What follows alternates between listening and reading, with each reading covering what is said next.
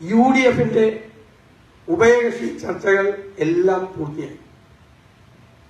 ആ ചർച്ചകളുടെ ഭാഗമായി 16 സീറ്റിൽ ഇന്ത്യൻ നാഷണൽ കോൺഗ്രസ് മത്സരിക്കും.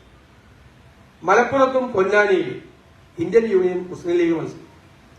കൊല്ലത്ത് RSPയും കോട്ടയത്ത് കേരള കോൺഗ്രസ് ജോസഫ് മത്സരിക്കും. ഞങ്ങൾ മുസ്ലിം ലീഗുമായി നടത്തിയ ചർച്ചയിൽ മൂന്നാമതൊരു സീറ്റ് കൂടി തരണം എന്നവർ ആവശ്യപ്പെട്ടിരുന്നു, അവർ അഭ്യർത്ഥിച്ചിരുന്നു. മൂന്നാമത് സീറ്റിന് ഇന്ത്യൻ യൂണിയൻ മുസ്ലിം ലീഗിന് പൂർണ്ണമായ അർഹത ഉണ്ട് എന്ന് തന്നെയാണ് കോൺഗ്രസ് പാർട്ടിയുടെ വിലയിരുത്തൽ. എന്നാൽ ഇന്നത്തെ ഒരു പ്രത്യേകമായ സാഹചര്യത്തിൽ പുതിയൊരു സീറ്റ് അവർക്ക് കൊടുക്കാനുള്ള പ്രായോഗികമായ ഞങ്ങളുടെ പ്രയാസങ്ങൾ ഞങ്ങൾ അവരെ പറഞ്ഞ് ബോധ്യപ്പെടുത്തി. അപ്പൊ ഞങ്ങൾ അനുഭവിക്കുന്ന പ്രയാസങ്ങൾ മനസ്സിലാക്കി ആ മൂന്നാമത്തെ സീറ്റിൽ നിർബന്ധിക്കേണ്ട എന്ന് യൂണിയൻ മുസ്ലിം ലീഗ് തീരുമാനമെടുത്തു. അതുപോലെ തന്നെ രാജ്യസഭാ സീറ്റിൽ ഒരു അറേഞ്ച്മെന്റ് കൂടി ഞങ്ങൾ ചെയ്യാം.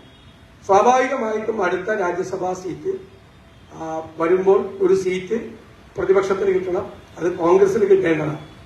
അത് ഞങ്ങൾ മുസ്ലിം ലീഗിന് കൊടുക്കും. അതിനുശേഷം വരുന്ന പിന്നത്തെ സീറ്റ് അത് കോൺഗ്രസിന്. ഭരണത്തിൽ സാധാരണ UDF എത്തുമ്പോൾ 3 സീറ്റ് കോൺഗ്രസിനും 2 സീറ്റ് മുസ്ലിം ലീഗിനുമാണ് ഉണ്ടാകാറുള്ളത്. അത് തീർച്ചയായും ആ 2 സീറ്റ് മുസ്ലിം ലീഗിന് UDF ഭരണത്തിലെത്തുമ്പോൾ ഉറപ്പുവരുത്തുന്ന കാര്യവും നേരത്തെ ഉണ്ടായിരുന്നതാണ്. 3-2 ചെയ്തിരുന്നത്. 6 ഭരണപക്ഷത്തിന് കിട്ടും. അതിൽ 3 കോൺഗ്രസും 2 ലീഗിനുമാണ് കൊടുക്കാറുള്ളത്. അത് മെയിൻറ്റെയിൻ ചെയ്യും ഗവൺമെന്റ് അറിയാം. ഈ ഒരു അറേഞ്ച്മെന്റ് ആണ് ചെയ്തിരിക്കുന്നത്. അവര് തീർച്ചയായിട്ടും അവരുടെ പ്രവർത്തകർ, അവരുടെ നേതാക്കൾ ഒരു മൂന്നാമതൊരു സീറ്റ് വേണം എന്ന് അവർ ആവശ്യപ്പെട്ടിരുന്നു, അവരാഗ്രഹിച്ചിരുന്നു. ഞങ്ങൾക്ക് കൊടുക്കണം എന്ന് ഞങ്ങൾക്ക് ആഗ്രഹം ഉണ്ടായിരുന്നു.